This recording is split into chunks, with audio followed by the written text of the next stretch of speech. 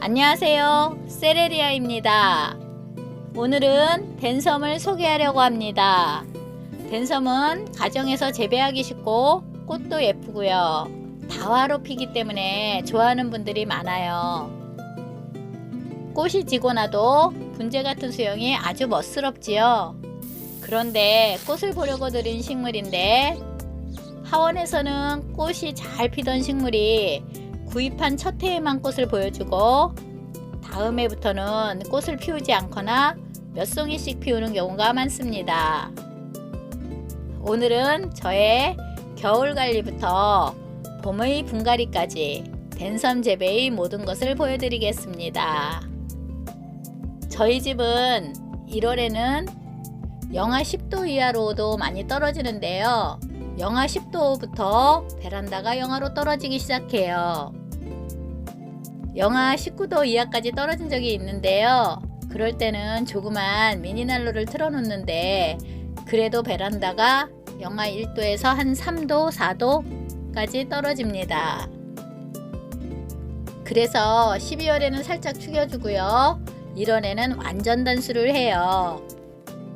그래서 영상에 보시면 굉장히 댄섬이 불쌍하지요. 3월 3일 영상인데요. 지금 자세히 보시면 가지 끝에 꽃대가 올라오는 것이 보이시나요?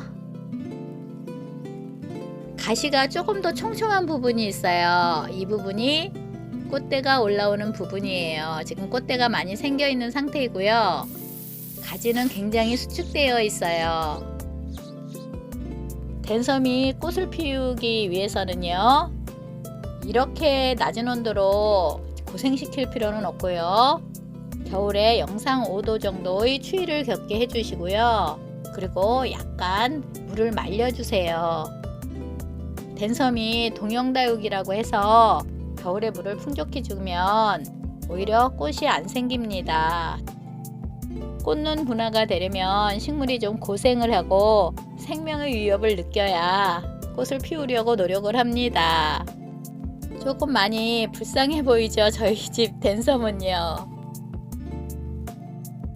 저희 집은 2월 초까지도 가끔씩 한파가 와요. 그래서 저는 2월 중순부터 축여주기 시작합니다. 그래서 2월 중순엔 이렇게 살짝 축여주는데요. 겨울에 식물을 휴면시켰을 때 아직 뿌리 활동이 활발하지 않으므로 처음에는 조금씩 물을 주기 시작해서 양을 늘려주시는 것이 좋아요. 그리고 3월 초에는 이렇게 양을 좀 더 늘려주시고요. 차차 양을 늘려서 4월에는 풀관수를 합니다. 지금 이 영상은 4월 1일 사진인데요. 글쎄 많이 변했지요. 한 달도 좀 안 된 것 같은데요. 꽃눈도 아주 많이 생겼지요. 남부지방이나 온실이라면 온도가 잘 받쳐줘서 이 꽃들이 한 번에 펴서 더 가득 필 거예요. 그런데 저희 집은 2, 3회에 걸쳐서 꽃을 피워줘요. 그래서 4월 한 달 내내 댄섬꽃을 볼 수 있고요. 오래 볼 수 있으니까 그것도 좋은 점인 것 같아요.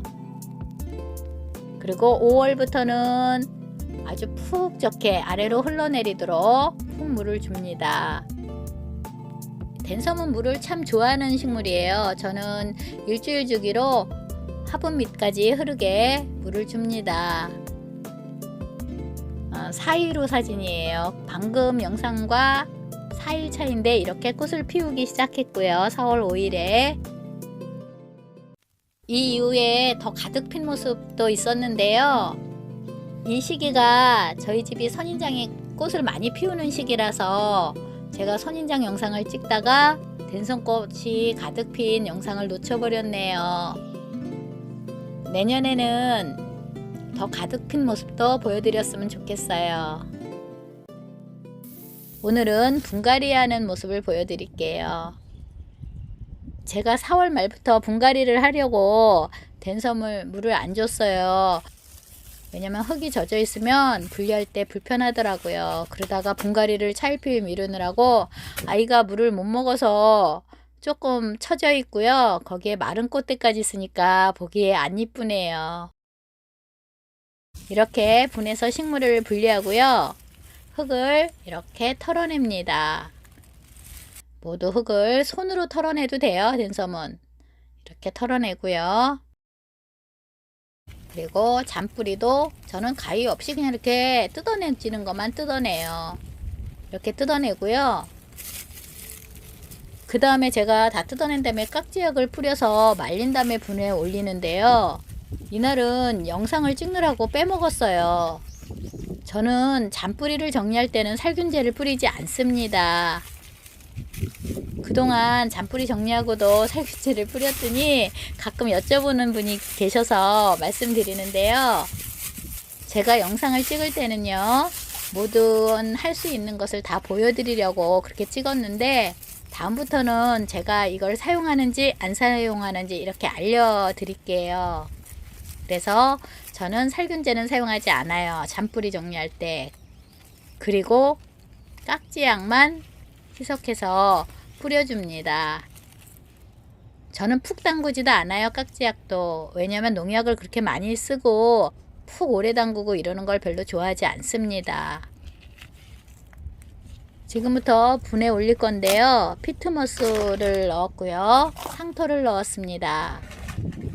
지금 이미 있는 용토는 제가 좀 아까 분갈이를 하고 남은 용토예요. 그리고 그 위에다 계속 분갈이를 하는 건데요.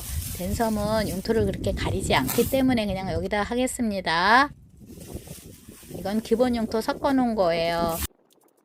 기본 용토는 모래와 펄라이트가 주성분이에요. 훈탄도 넣었고요. 골고루 이렇게 섞겠습니다. 화분에 굵은 마사를 깔고요. 용토를 채웠어요. 뿌리 정리한 모습입니다. 저는 뿌리를 그렇게 많이 잘라내지 않고요. 잔뿌리만 훑어내고 심습니다. 댄섬은. 그래서 용토를 채우고요. 그 위에 식물을 올려놓고 용토를 맞아 채우겠습니다. 이번에는 지난번보다 올려 심을 거예요. 지금 댄섬의 가지가 겨울 동안 단수하면서 밑으로 쳐져 있거든요. 그래서 물을 푹 주고 댄섬의 가지도 위로 올라오게 해서 굵은 뿌리가 보이게 수영 정리를 좀 할 거예요. 그 모습도 나중에 보여드릴게요. 이렇게 심었고요. 지금 가지가 쳐져 있어서 굵은 뿌리가 안 보이네요. 모두 심었습니다. 제가 분갈이를 미루느라 댄섬이 좀 말랐습니다. 꽃이 마른 흔적이 있어서 조금 안 예뻐 보이네요. 지금부터 물을 푹 줄 거고요. 그러면 댄섬이 다시 생기를 더 찾을 겁니다. 댄섬은 수영 정리를 할 때 가을에 하지 마세요. 가을에 하면 봄에 꽃을 많이 피우지 않을 수도 있어요. 왜냐하면 댄섬은 가지 끝에서 꽃대가 올라오기 때문이에요. 그래서 저는 수영 정리를 할 때는요, 봄에 꽃이 지고 나서 바로 가지 끝을 잘라냅니다. 모두 잘라내는 건 아니고요. 필요 없는 가지만 잘라내는데요. 이 댄섬은 작년 봄에 정리를 하여서 이제는 정리할 건 없고요. 겨울 동안 단수로 가지가 밑으로 좀 처졌거든요. 그래서 수영을 좀 잡아줘야 돼요. 그래야 모양을 잡아줘야 굵은 뿌리가 보이겠지요. 저는 한 3일 후 물을 흠뻑 줄 거고요. 깍지약도 좀 희석해서 물을 줄 거예요.